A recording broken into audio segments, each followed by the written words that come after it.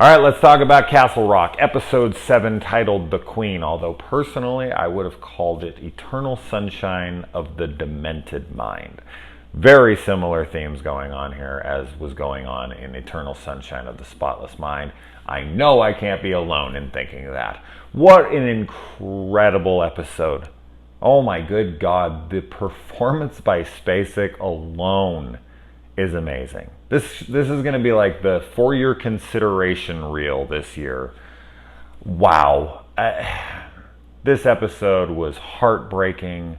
It literally pretty much every emotion you could feel, you felt during this episode. I mean, at least I did anyways. I do think that this is going to be the fan favorite episode of the season thus far. I'm sure there will be people that are frustrated that we're not exploring Henry's story and what's going on with him, and people want more answers and whatnot, but this episode is great television. This is wonderful filmmaking. Because that's what TV is nowadays.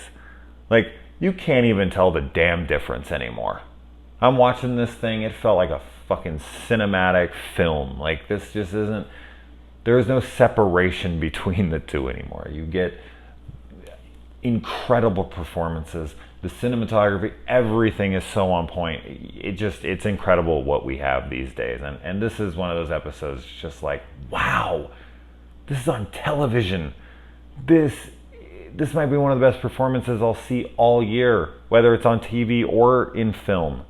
So anyways, I can't say enough good about Sissy Spacek. Something else I'd like to point out is that I loved that they decided to stick with her through all time periods that this kind of moves and weaves through. Because they could have had the younger actress that plays her on occasion in little flashbacks play her part. And she even pops up for a second here and there throughout this episode. But when she really is delivering her dialogue and when she's doing all the emotional sequences, they didn't switch over to the other actress. And that just brought something more to this as well for me personally, because I just loved having that almost cohesive feel throughout with her. Just, this is Ruth's episode. This is Sissy Spacek's episode. And I didn't want any other actress to take away from that, because I feel like if they brought someone else in, it would have robbed what we got from her in this, because she's just incredible from beginning to end. Wow, did she showcase her talents here. Honestly, I didn't even know Sissy Spacek was this great of an actress. I mean, I'm familiar with some of her stuff, Carrie being the most obvious, but my good God, did she give it her all in this. So, wow. All right, so let's talk about the episode itself. Now, this one, I mean, you could take things, if you want to see more theories and stuff like that, I did way more of that discussion in the last episode, because I thought that there was just kind of more being thrown at us that gave us clues to what was all going on. There's some things in here, I'm not going to say there isn't, but yeah, if you want to see more of those kinds of theories, you can go back to the last episode. But as far as this episode, this starts really grim. And it ends really sad as well. So a lot of different emotions being felt throughout this episode. The dog getting hit. Somebody hits a dog, and they're out in the street, and there's like, SOB came out of nowhere. Like, really, Dick? Really? Like, this is in front of their house. Chances are that probably is their dog. So I don't know, just like SOB, and she's like, that's not a son of a bitch, it's a bitch, and whatever. And then Alan decides to slit the dog's throat. Really, Alan? Come on, man. You're like a sheriff, right? You fucking have a gun. Slit the throat. And I love how dogs and animals in stuff are just, you know, like in real life. I mean, this isn't just in television. I mean, I really only see it on TV, honestly, but I know what happens in the world. It's like, do you imagine if we treated people like we treated animals? Like they're hitting the road and they're like, you don't look so good. I'm just going to go, someone go get me a knife from the kitchen. I'm going to slit his throat, put him out of his misery. You'd be like, what? Or like, you know, like a horse breaks its leg and it's like, sorry, old boy, got to put you down. Imagine if you broke your leg and they went into the doctors and they're like, There's nothing else we can do. You're not going to be able to walk as normal as you ever were. So you gotta go, kid. You had a you had a good while it lasted. You had a good run. No one's ever going to tell you didn't. Sorry, animal lover. I just always am like, really? You're not even going to try? Yeah, anyway. So this episode, as I kind of mentioned before with the Eternal Sunshine comment, it's just all over the place. But what's cool about that and the structure of this is she's basically going in and out of time by using these chess pieces, which are just kind of markers to invoke certain memories that she has stored up there. And she's trying to get to the bullets in this gun because she wants to re-kill her husband. She sees the boy. I've been calling him Nick for a little while, but a lot of people have been calling him the boy. So I'll just go with the boy here, since he doesn't actually even have a name. But she sees him as Matthew. And so she is kind of weaving in and out of her different memories, trying to, solve this issue. And that's such an interesting way to do this, to where she finally gets to the end and realizes that she's packed these bullets away in the suitcase that he buried the dog in, which is, God, just, yeah, as I said, like so many emotions that are just being piled on top of you in this. Her chess pieces also are obviously reminding me of these wax figures that we have seen. One was on Molly's bridge in the background, where she jumped herself from the bridge in Alan's ceremony. So I'm not sure. We saw Henry with one right early, like when he was a kid or something. So I'm not sure what the significance of those are, if she's given them to him, because I'm still on the time travel thing. Even when she sees the doctor in this episode, she says outright, like, there's no way to test for Alzheimer's, or, you can only test for that once the person has died and you code up in their brain. But she says something along the lines of, it basically feels like time distortion. I'm paraphrasing here. She says another word, I can't remember, but she's basically getting at that. So she's outright saying, like, we don't know if she has Alzheimer's. And that's where I'm just like, okay, we're still moving towards this. I was corrected in my last video. I said that it was a schism, and a person was like, oh no, it's a schisma, I guess, which is like a musical thing. I don't fucking know that at all. I should have looked more into it. I will for the next. Once we get back to Henry, I'm going to need to know what the hell that means. I'm not a musical person like that. I like music, but I don't know what that means. Sorry. But thank you for correcting me. I always like that. So please always do when I fuck up, because, I'm not perfect. I'm gonna miss things. I just finished this episode like 2 minutes before I walked out here. So everything's very fresh in my mind. I haven't had a lot of time to process it. But I like to get these up as quick as possible, because it's just fun to talk about and get some comments in the threads here, and let's hash it out. Anyways, back to this. And so we get to find out that Matthew was about to kill himself. And I think this is because he suspects that his wife is possibly wanting to have an affair, or is with Alan. Alan wants them to run away together. She declines. And he goes to off himself, and he gives some kind of BS reason for why he thinks that it's okay for suicide in God's eyes. I'm not saying I agree or disagree. I really don't give a shit, to be honest. But he then hears the voice of God as he's got a gun to his head. And this is when he decides that he is going to take Henry out and try to teach him how to hear the voice of God as well. So we get a little more backstory on the state of the household. We get to know why Henry dislikes his father so much. We get to see that Ruth does stick up for him. There's scenes in this that are really sad, because just from like a personal place, because I've always said, like, when you're old, when you're really old, and you're getting nearing, your end, memory is all you have. I mean, that's all we get in the end. Like, we have all this shit. This is all just superfluous stuff here. But in the end, all that really matters is our memories. And that's why something like Alzheimer's and dementia and all that stuff is so terrifying, because it's like robbing you of your only lasting possession. Like the one thing that you have before you go, and it's taking it from you. And this episode really like kind of reminded me of that. And it also,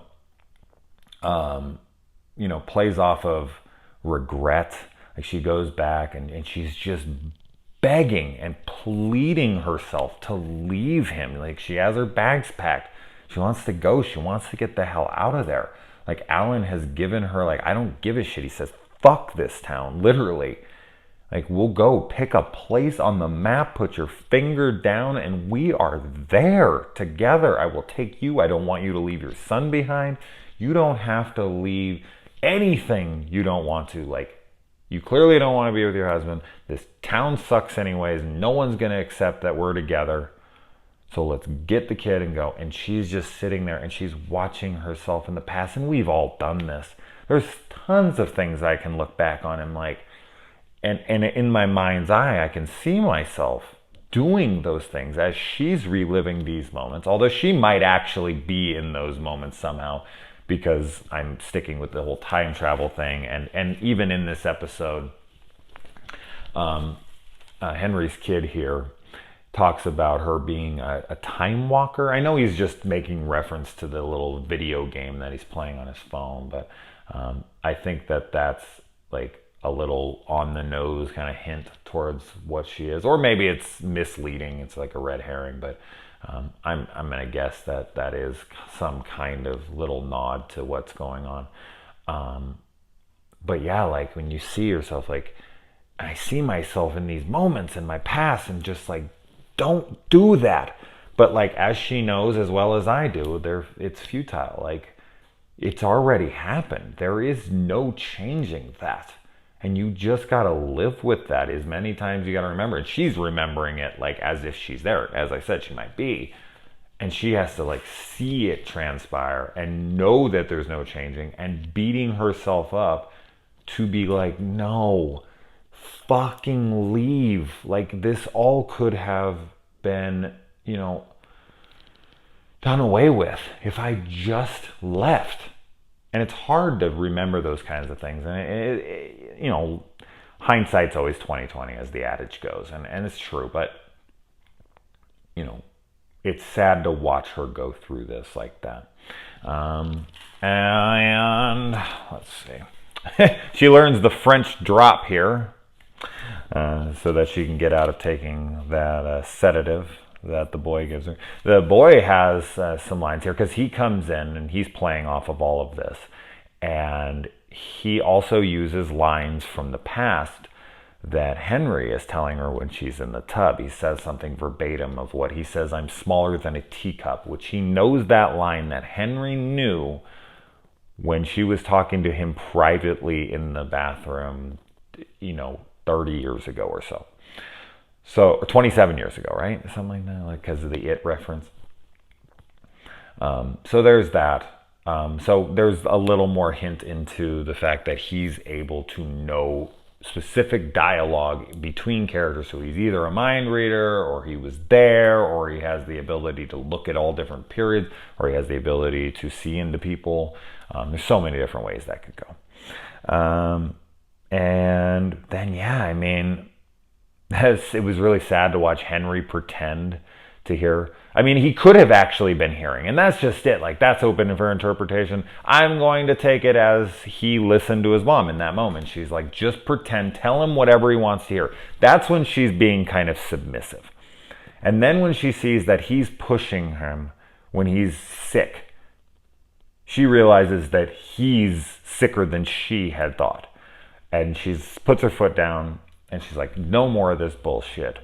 And, Henry does not, he's so scared in that moment, he doesn't know what to do. So he, I think, lies. I mean, he could have heard, because we got the, hearing the ringing, and he's right now currently, as we know it, is in that filter. But so maybe he did hear, I don't know, but I'm going to take it as he lied to his dad, which is just such a sad moment, because I've also been a part of that kind of stuff where one person's like, tell the truth, and you're just like, ugh, like I can't. You don't understand how scared I am of this person. I can't tell you the truth. I'm going to go with fear every time over love. When you're a child, especially. When you grow up and you kind of get some brass, you're like, fuck that. But anyway, so I just thought that was really sad as well. And then, so she goes and she gets her bullets, and she goes out in the little shed in the back, and she's waiting. She thinks that Matthew's coming for her, because she sees him as Matthew the entire time. She sends away Henry's son there, though, and he says, I don't want to leave you with him. But I think she's just so out of her head at that moment. She's really only kind of like, she's in and out of the past and the future and all sorts of things. So I don't obviously think she's around. And as you see the house all kind of torn up in the episode before, that's just her stumbling around the house, kind of remembering things as she's like seeing the different chess pieces to try to piece together how to get herself out of this. Remembering why she wants to get rid of this guy, and ultimately leading her to the bullets to potentially end his life. But then, she gets herself out into the shed. She waits. She sees him. She fucking blind fires at him, and she kills Alan. And this is where, like, one of the most emotional scenes in the episode. I almost called it a movie. See what I'm talking about? One of the most emotional parts of the episode is where she's sitting on the ground. He's kind of just staring up at her, and he's not angry. He's not. You can just tell he has such love for this woman that he isn't blaming her. Like, what the fuck have you done? I'm dying. He's just looking at her like, you're the love of my life. Like, if I'm gonna go, this isn't the ideal way to go, but at least I'm here with you. So there's no real blame being placed. But then it flashes, because this, as I said, this isn't linear. This is all over the place. So that could have been the end, but then they end it on this before moment where he comes to her door, tells her he'd moved back to town, and he confesses that he moved back for her, but if he wants her to leave him alone, he will. And she's like, no, don't go. And he's like, don't worry, like, I'm not going anywhere. End credits. And it's like, oh, what a horrible thing to remember in this moment when he's dying. Okay, I'm not going anywhere. Oh, Jesus. It's like Rose being like, don't worry, Jack, I'll never let go. And then 5 seconds later, like, breaks his hand away from her, lets go of him, and blows the whistle. So, yeah, it's a really sad thing. I mean, of course, he's going to be not here to talk about Titanic. But, yeah, what an emotional roller coaster this episode is. I hope people are liking this episode as much as me. I know there will be people who don't, but I think for the majority, I'm going to guess this is going to be the fan favorite, as I had said. But yeah, thoughts, guys? I didn't really get a ton of like clues to what is all going on. Kind of trying to peek through my notes really super quick here, but yeah, I didn't see anything huge that was like, oh my God, this is definitely the answer to this. Nothing like that, but fuck, what a great episode. So if you saw something I missed, which I'm sure there was a couple things or tons of things, please let me know. Correct me on anything I said that was wrong. And until next week, what's been really cool here is that these episodes are actually airing at like 10 o'clock on Tuesday or something like that. I looked at 11:30 tonight and it was there. So I think it's releasing it maybe at like New York time. I don't know. Like it's releasing way before midnight. Usually I have to wait till midnight to get these episodes, but I'm getting to watch them a little early, which has been really cool. So I'm going to check at like 10 on next Tuesday, because I'm guessing that will be Henry coming out of the filter, and we'll get back to that kind of main narrative there. Anyway, guys, until next time, adios.